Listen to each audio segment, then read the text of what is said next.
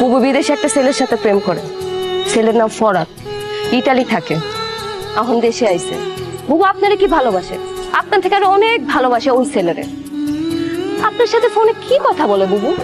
বুবু তো সারা রাত 24 ঘন্টা ওই ছেলের সাথে কথা বলে, হোয়াটসঅ্যাপ, ইমোতে। আপনি একটা কথা বলুন, আপনি বুবুকে যখন যখন ফোন দেন তখন তখন পান না তো? কারণ বুবু আমার ফোন দিয়ে ওই ছেলের সাথে কথা বলে। কেন জানেন? কারণ আপনি যেন অ্যানাদার কল ওয়েটিং এ না পান। আমার বুবু এখন কই আপনি জানেন?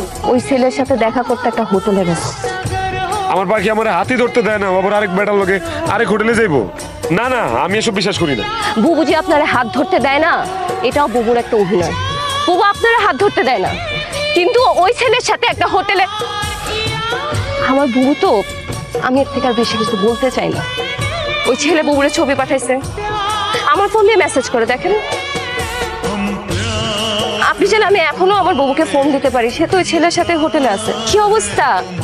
কই তুই? এই তোর দুলা ভাইয়ের লগে আইছি, কত কিছু যে নিয়ে আইছে, তোর লেগেও নিয়ে আইছে জানোস। বাহ, ভালো তো। ভিডিও কল দিব। এই দেখ কত কিছু নিয়ে আইছি, দেখ দেখ দেখ।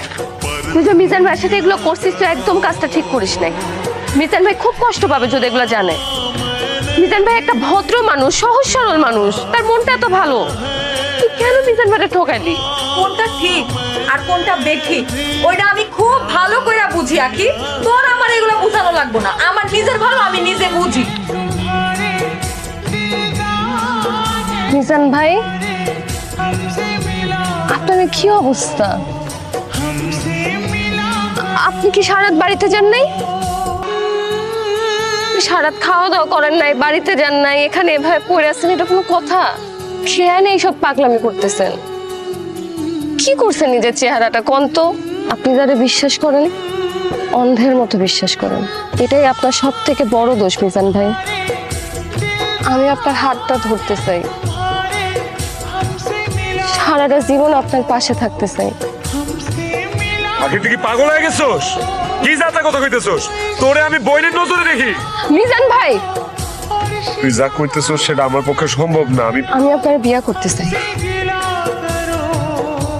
তুমি এইখানে বসে আছো? হ্যাঁ,